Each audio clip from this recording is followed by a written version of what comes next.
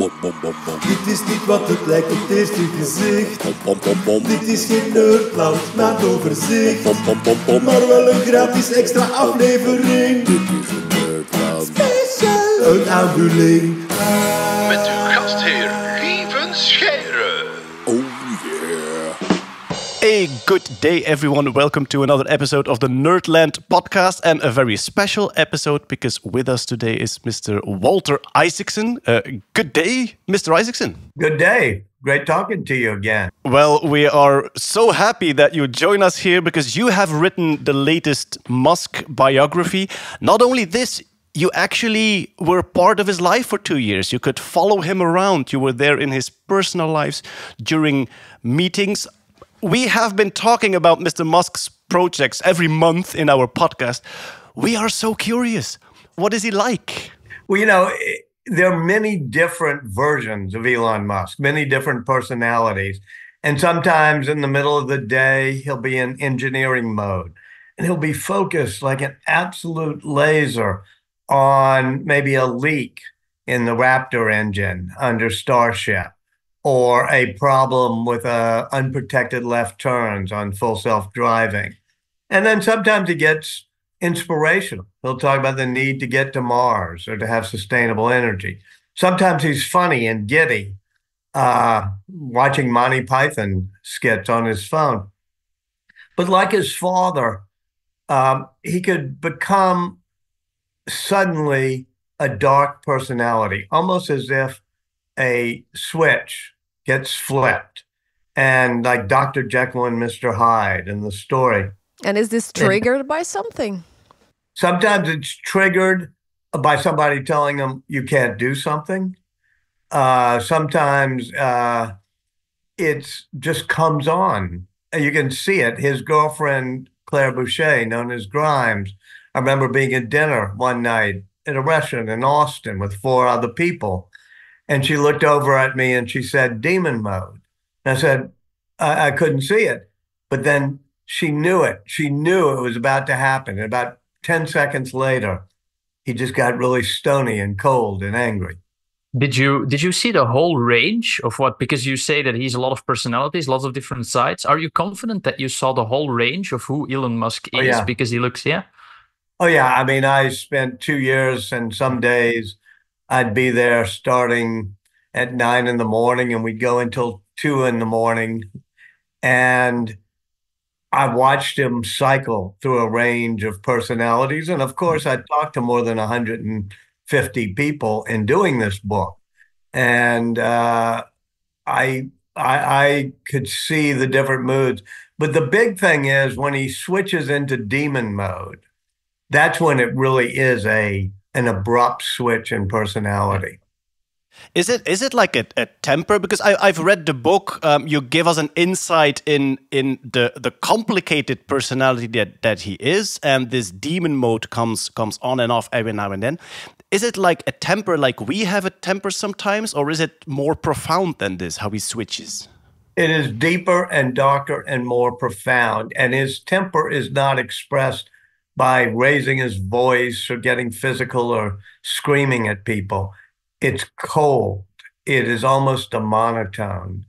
And when he comes out of it, sometimes after an hour, sometimes after 4 or 5 hours, he hardly remembers what he said or what he did when he was in demon mode. I have read the book, so we meet a man there who has an enormous drive, who, as you said earlier, has a real insight in the small details of engineering of his company, which I think is extraordinary, and who is also a troubled mind.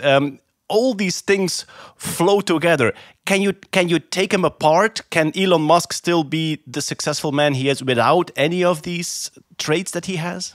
Well, it's a good question. As you know from reading the book, that's one of the themes of the book, which is we would love it if we could have an impulse control button so Musk wouldn't tweet out impulsive, immature, nasty things. And we would love it if he didn't go dark every now and then. But if you take out the dark strands, are you going to be left with the same fabric? Or is it all woven together as part of a single cloth? Would a Musk with an impulse control key be somebody who'd be shooting the rockets up to Mars when nobody else is? Would a Musk who is bound or guarded, would he be the one who goes to the brink of bankruptcy many times to get us into the era of electric vehicles? So I think the answer is, as Shakespeare said, we're all molded out of our faults. And you can't say, let's just remove all the faults of Elon and imagine what he would be like if he was just light and cheerful and never immature and never impulsive. That was one of my main questions. Throughout the years, I've observed Musk's behavior, and of course, you got the good, you got the bad. I always wondered, the richest man in the world, the man who has the access to the best experts, the best therapists, I don't know.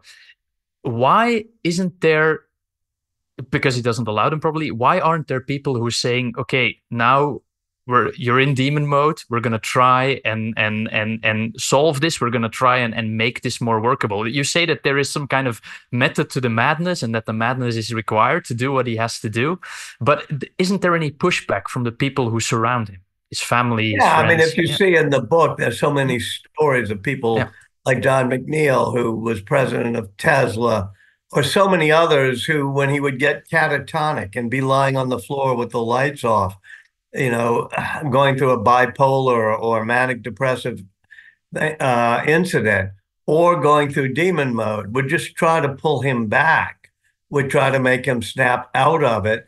But Musk never wanted to do therapy. He doesn't have a psychiatrist. And that's just part of who he is. Now, yes, John McNeil, who was, as I said, president of Tesla and used to try to intervene, he'd say the question you've just asked, which is this a price you got to pay in order to have a genius? Did you ever feel the need to intervene? Because I know you're a biographer, you're more like a sort of objective bystander, like in nature documentaries. No, I never intervened. No. I am trying to be very objective, and I stand back. Occasionally, I would ask him questions, and occasionally he would go really bad into demon mode and just be berating for an hour somebody in the conference room or standing in front of him. And I'd be standing there taking notes. And I think, well, maybe like Heisenberg would say about the particle, by observing it, I'm going to influence its position or trajectory. But no, he never seemed to care that I was taking notes. And when you question his behavior, just asking him, why did you do this, or maybe slightly criticizing him in the objective way that you do, how does he react? Can he cope with it? Well, a couple of times I'd say, why did you do that to Andy Krabs? When he just chewed the guy out for a couple of hours after on a late Friday night when there weren't enough people working on the Starship launch pad. And in that instance, Musk would hardly remember he did it. He'd say, well, I give people feedback, but I don't remember what you're talking about. And you'll see Milan Kundera in the book, who does robotics at Tesla, gets chewed out, and afterwards, a few weeks later, confronts Musk. Musk has no memory of it. But every now and then, when I would ask him questions about it, he'd say, well, you have a lot of empathy. You always care about the feelings of the people in front of you. And that may be a good thing, but it's not something that will make you disruptive. It's not something that'll make a really powerful company. Because sometimes having too much empathy for the people around you means you care about them, but not the larger mission. And maybe you're being selfish. Maybe you just want them to like you. And so he would tell me that if you have too much empathy, it perhaps is a selfishness where you want everybody to like you, but you're not willing to do what it takes to make a really tough company. That maybe takes us to another aspect that you touch in the book that we haven't mentioned yet. It's his, well, you could call it a hero complex, but for me, it's more he thinks in big missions. He builds rockets because he wants humanity to live on Mars. He started Neuralink because he wants humans to connect to artificial intelligence.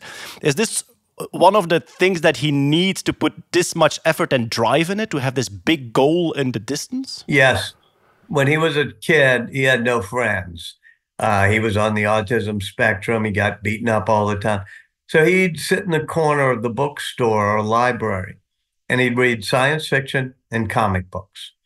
And he loved the X-Men comics. He said they were trying to save the world, but they wore their underpants on the outside, so they looked ridiculous. But at least they were trying to save the world. And he said that he got 3 big missions coming out of that period as a kid. One is that we had to explore space. We had to become multiplanetary, go to Mars. Number 2, we had to make energy on this planet sustainable.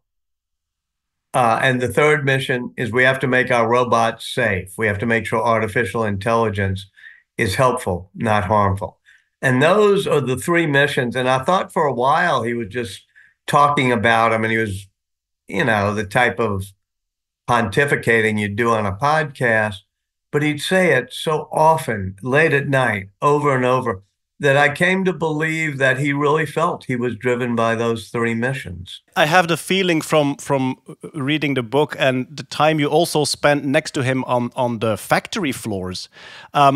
These big missions for him, they're not just a TED Talk. They're not just this inspirational talk. He is really there on the factory floor working with the smallest details of the process. Isn't that exceptional for a CEO or for an owner of a company? He believes that if you really sweat the details, the rest of the things will follow. And he also believes that most big companies, even Steve Jobs, when he ran Apple, they care about designing the product, but they don't care about manufacturing. And he says that if you're really going to get to Mars, if you're really going to get to an era of electric vehicles, you got to care about the manufacturing of the product. So he will spend time sleeping, alongside the factory floor assembly line. He'll make sure his engineers and designers have their desks facing that assembly line. And he says it's like Napoleon on the battlefield. If Napoleon's there swinging his sword at a particular part of the battlefield, then the rest of the battlefield will follow suit. But he's got to be there late at night, taking care of details. Yeah, he's actually there. He's looking at the process. He's making it more and more efficient. And there's one quote that I really like that you wrote is, you have to build the machine that builds the machine. So he's not just working on the car, the Tesla, he's building the factory that builds the machine, also because he needs it in his constant startup mode. He needs fast production in order not to go bankrupt, I guess. Well, almost every car company, and certainly every car company that created electric vehicles, went bankrupt in American history, and probably true a bit in Europe as well. And he says the only way you don't go bankrupt is you make the machine that makes the machine. You make the factories, and you figure out how to not just make a Tesla, but how to make 1 million Teslas real fast in a year. And so that becomes his driving force. Is it something that is overlooked by people who adore Musk for his vision, that he's mainly about, apart from the technological genius, mainly about manufacturing and about making this more efficient? Yeah, I didn't realize that until I spent so much time with him, that he spends 80% of his mental energy on figuring out the assembly line and the factory. And a lot of people have a lot of vision for how to make an electric car, or even vision on how to make a rocket. But vision without execution is just hallucination. And that's why Musk focuses on the execution. So as I've mentioned already, we have 2 teams on our podcast. We have Team Musk and Team Musk Skepsis. Now, if there's one thing you take away from your book and your insights, it's that it's completely nuanced. You can't be all pro. You can't be all against.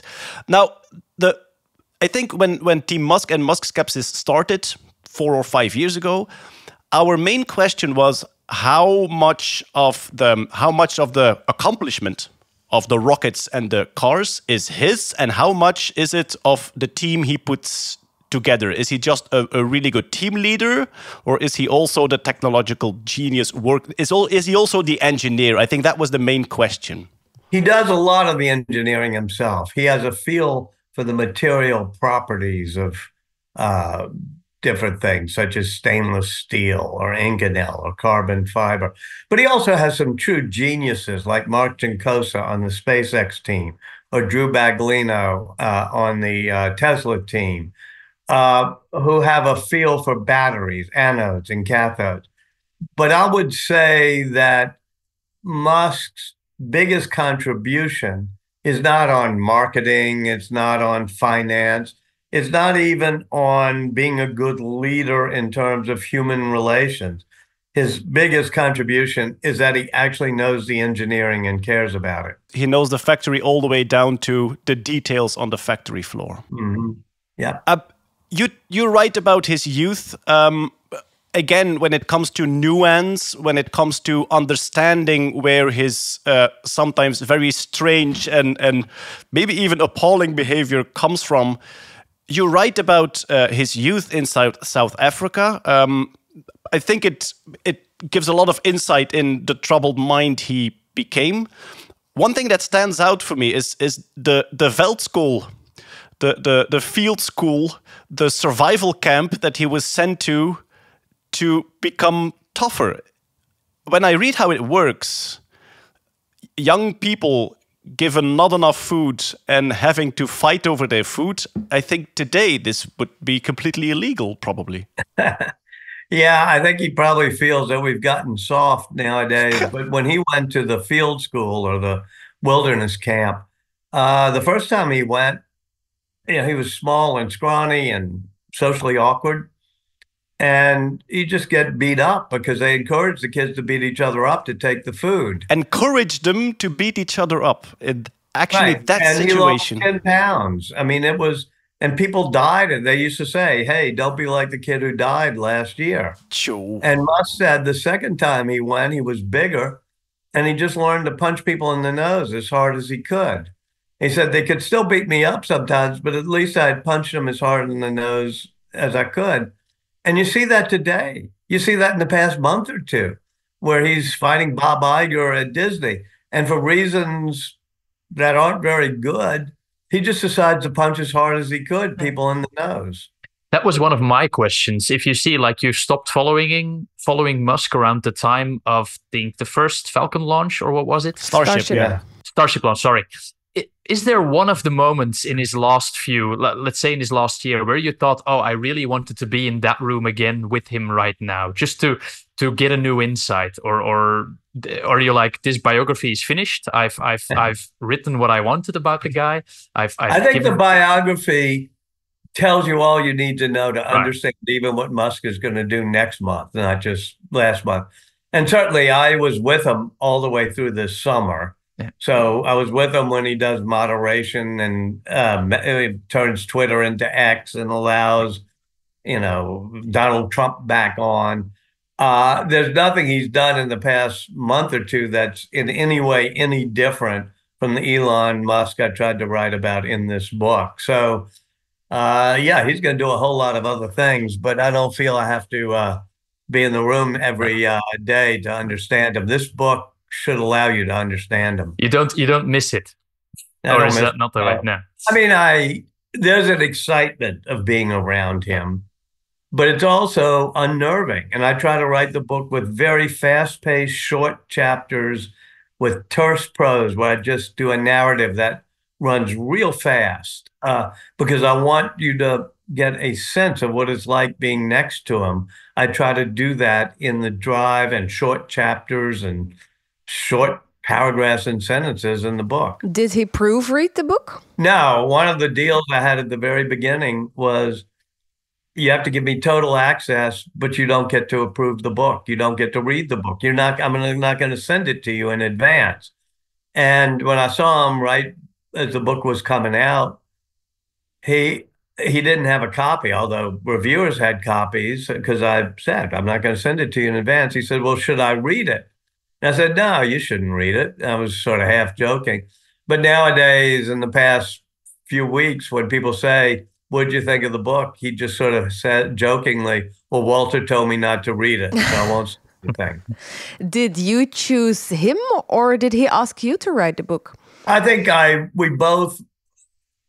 we had a mutual friend, and he had talked to both of us about doing it. So he and I got on the phone, Musk and myself, and we talked for 2 hours. And at one point, I said, look, I'm not going to do this book. I don't want to do it based on 10 or 15 interviews. I want to do it based on 2 years of being with you at all times that I want to. And he said, okay. That surprised me. And then I said what I just told you, and you don't get to read it in advance. And he went, okay. And I went down after that conversation. I was with a group of friends, and all of a sudden they're buzzing and say, so what happened? They said, well, Elon just sent out a tweet saying Walter's writing my biography. Of course he did, yeah. Very impulsive once again. But it's an important point because when people see me read the book, a question that I often get is it just praise? Because they think, oh no, Elon Musk ordered, with all his billions, he ordered a biography that is all praise, but it's completely different. It's you really try to see all the sides of him and both sides of this personality. Yeah, I mean, I wanted to do the truth, the good, the bad, and the ugly. I wanted to show all sides of his personality. I wanted people who absolutely hate him to say, wow, he's a little bit more amazing than I thought. And I wanted people who think that he's, are total fanboys and thinks that he's just a total genius to say, no, it's more complicated. He's darker than I thought. Because we're all human, and Elon, more than most of us, has strengths and weaknesses. And my goal was always to keep in mind what will be interesting, informative, and true to the reader. And the only person I was trying to please was the reader. So it's got the good sides and the bad sides of Elon. And more importantly, it shows how they're interwoven and how they're related. It's a naughty question. Are you still in contact with him? Not much. I mean, I've run, and since the book came out, I've been been with him in the same conference once. And then I was in Austin for the Texas Book Festival and was with a group of people at a birthday dinner, and he was there. But we only occasionally have emails or texts back and forth. He's a busy man, of course. But yeah, and I'm not his buddy. I'm his biographer. Yeah. I'm not his pal. Oh, well, I've got another naughty question about being a biographer. You said like there was some mutual contact between you and Elon Musk, and you've written biographies of the greats of the earth. Are there any people that you've declined writing a biography about, and why? Probably a question you might not want to answer. That's certainly fine by me. Well, sure. No, I'll answer. There have been about 15 people, usually wealthy, successful people, who call me up and say, I'll pay you money to write my biography. But I don't do biography. I don't get paid to do biographies. I don't. And I don't do it because somebody's willing to pay me. So I tell them it's insulting. And I've said no. I'm looking around for my next subject, but it's not going to be because somebody wants me to do their biography. Trump hasn't called yet. Yeah, no, that was not going to happen. I would like you to write about me. Yeah, we'll see. He did the impression. Oh, yes, no. I'm so sorry. Shouldn't do it again. We have talked about Musk on the podcast. There were quite often events that we as outsiders were looking at and didn't understand. A few of them are in the book with all the insights from the other side. And I think two important ones, and it's all about his personality and about how we try to figure out, are we fans or not? What do we like about him? What don't we like about him? Two important moments for us were two tweets, of course. One, the conspiracy about Nancy Pelosi's husband, that he retweeted the conspiracy that he had taken a male sex worker to his home. And the other one was the prosecute Fauci tweet, which kind of hit me emotionally in a way, because we were true Musk fans, and then suddenly he tweets something like prosecute Fauci. I had no idea. Does he mean it? Is it a joke? Where does it come from? But you were there in the room, or you have the entire story of what happened in the book.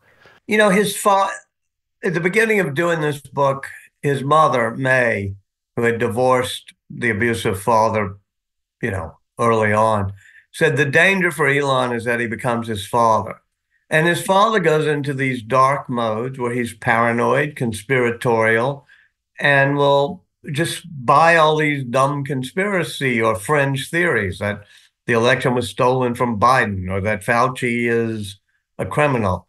And even though Elon doesn't talk to his father, you see Elon going down these rabbit holes every now and then feeling bad about it afterwards. I mean, he deletes the tweets on Fauci. He apologizes.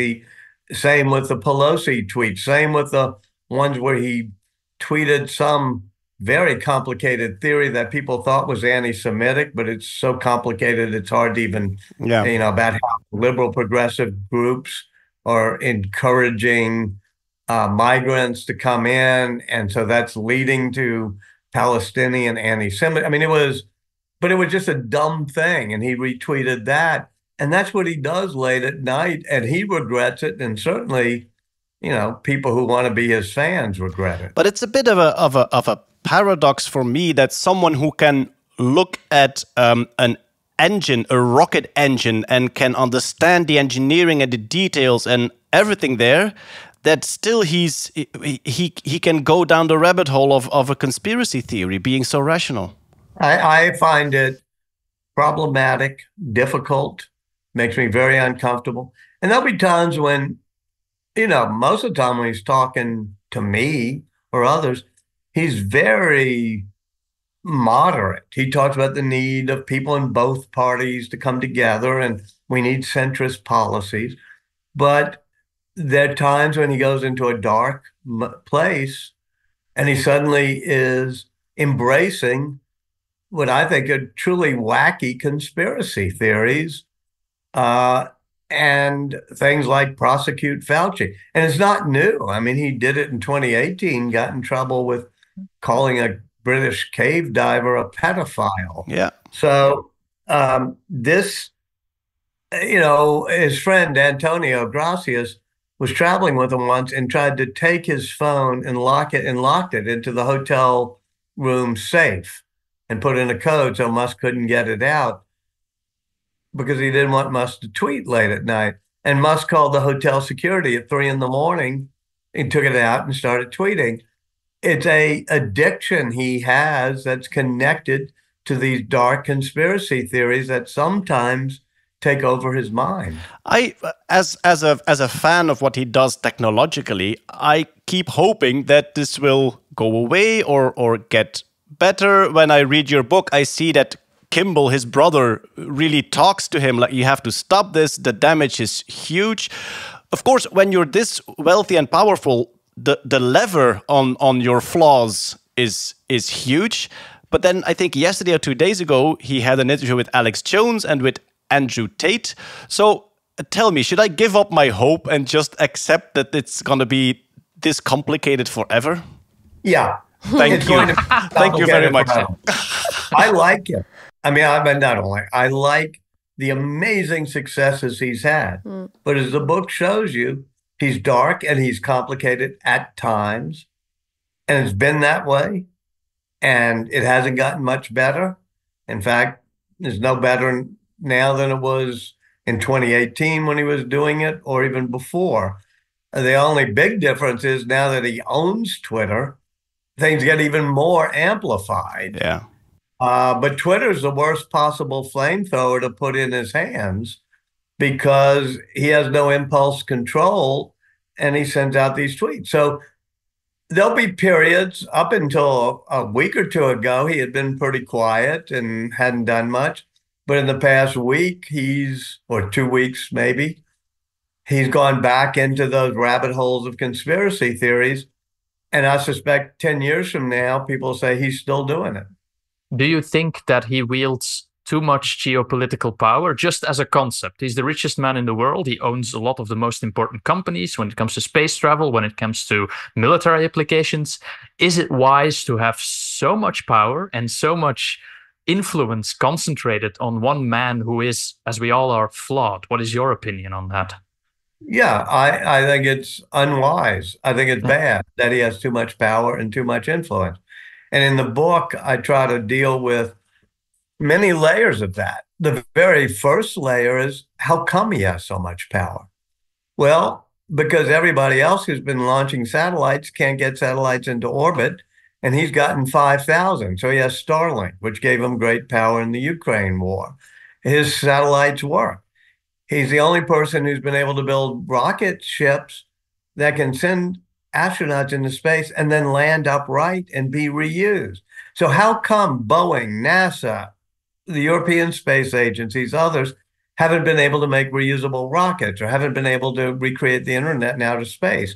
And how come Ford and General Motors haven't been able to do electric vehicles? And the new power he has that people haven't noticed much is the government here in the US was helping to create a charging network for electric vehicles. But the chargers that they were using and the standard they were using was so crappy that nowadays Ford and General Motors have decided they're going to go on the Tesla charging network, which means he's controlling the EV charging network. Now, in Europe, you're trying to stop it, but with all due respect, you can sort of stop it maybe through regulation. But the EV charging network that the governments there or people there are building are horrible. And so he has true accomplishments that brought him his wealth. Well, it's why he controls the internet and outer space and the charging networks and the launches of rockets and got us in the Earth's EVs. Now, that doesn't mean he should have that so much power. But question one you got to ask is, how come other people can't get it right? They don't take risks. They don't know how to do engineering. I think that he should not have so much power. That's why we have regulators. He should be regulated.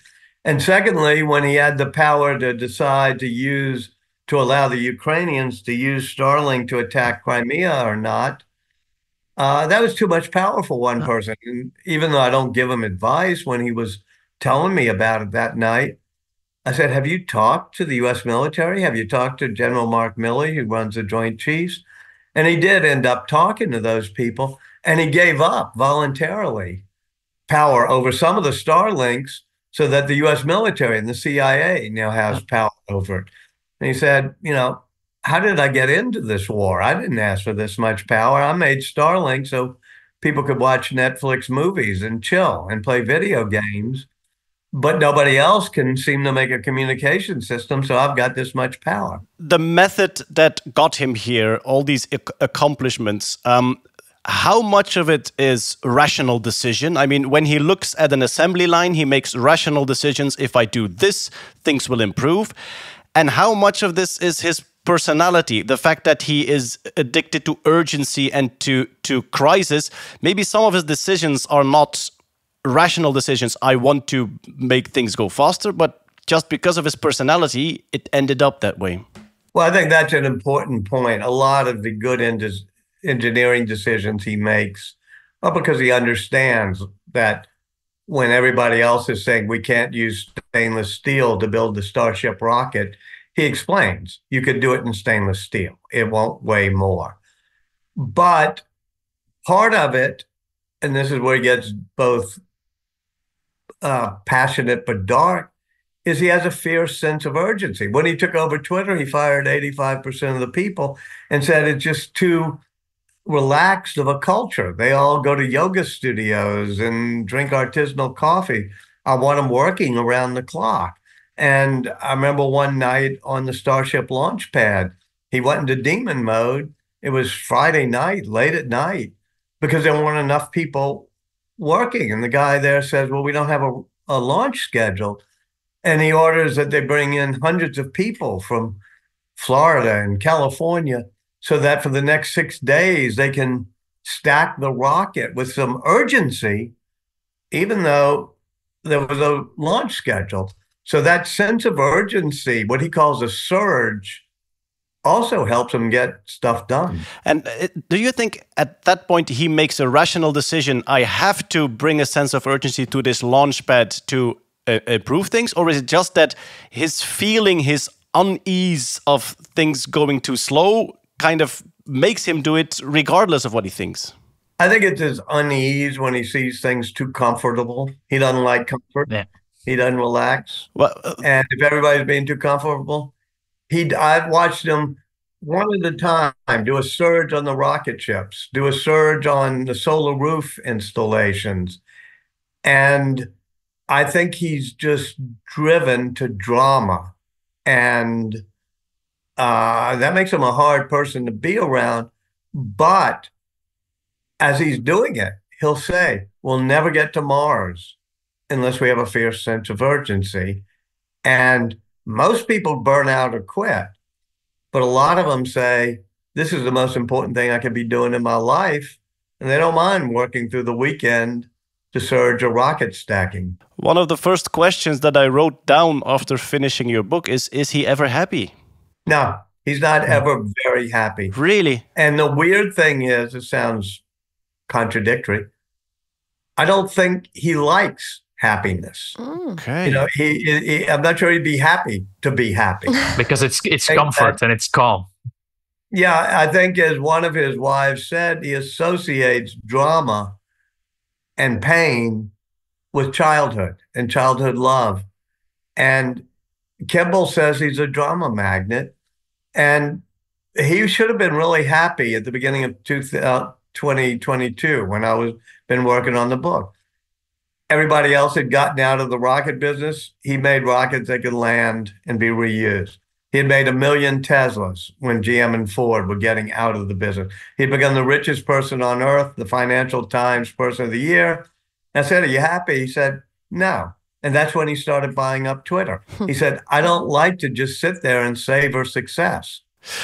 You have written many biographies about Da Vinci, about Einstein, about Jobs, also about Kissinger and Franklin. But for us, I think Einstein, Jobs, Da Vinci, and Jennifer Doudna for our theme are very important people. Is there a line? Do you see a recipe to the genius, or is it just completely different methods and lives every time? Well, I do try to write about geniuses. And as you do on this show, you know that genius doesn't come from just being smart. You have to think different. You have to be imaginative, be creative. You got to think out of the box. Steve Jobs' phrase was, think different. And so they're all willing to be disruptive and think different. There's not one simple recipe. Otherwise, I could have just written one book saying the 12 lessons to, success or genius or leadership. Ben Franklin and Jennifer Doudna were very nurturing people who they brought people together. Steve Jobs and Elon Musk are very driven people who can pull people apart. But in general, they're all people who are driven by a sense of higher mission, not by money. And they have a passion for making even the parts you can't see beautiful, which is what Steve Jobs did. So, Hetty, that's very good news. Jennifer Doudna, I think, especially for you as a geneticist, absolute hero, came up with the CRISPR technology. You can do great things and still be a nice person, Hetty. We have to remember Definitely. this. And that was the point of that book, is that whenever she hires people into her lab or into her companies, she gathers all the people on the team to make sure everybody feels comfortable with them. She wants people to feel comfortable at work. Elon Musk, when they were telling him that's what they did at Twitter, and we care about psychological safety, he looked at me and said, psychological safety, that's our enemy. We want a hardcore intensity. So people do it differently. But Jennifer Doudna, of course, is the person who I personally like the most, because not only is she a genius, not only has she changed our world, but she's a very nice person. That's good to know. We could talk for hours, but everything is in the book. I feel all the different sides of Musk, the things that we touched upon, the things that we didn't have time for. I've read it. I have enjoyed it a lot. It gives me, as you say, all the crazy things he does now. I can kind of go back to what I have read in your biography and get a better understanding of it. Thank you very much for writing this book, and thank you even more for taking the time to talk with us. Thank you. I'm glad I ran into you when I was having a wonderful time in Belgium a couple of weeks ago. And I'm so flattered that you invited me onto the show. Thank you for having me. We were so happy that you wanted to do this. Thank you, so and much. Thank you for the T-shirts. oh, you have my Musk skeptic one. yes. We gave you 2 T-shirts, Team Musk and Musk Skeptics. Have you used any of them yet? I used them both. Yeah. Really? If you can ever take a picture of Elon Musk in a Musk Skepsis T-shirt, we will send you all the Belgian beer that we can get our hands on. I'm not sure that's good for my image or my equanimity, but I'll get some Belgian beer when I come back and see you next time. Excellent. Thank you very Super. much. See you. Thanks so Bye-bye. much. Bye-bye. Thank you so much. Bye.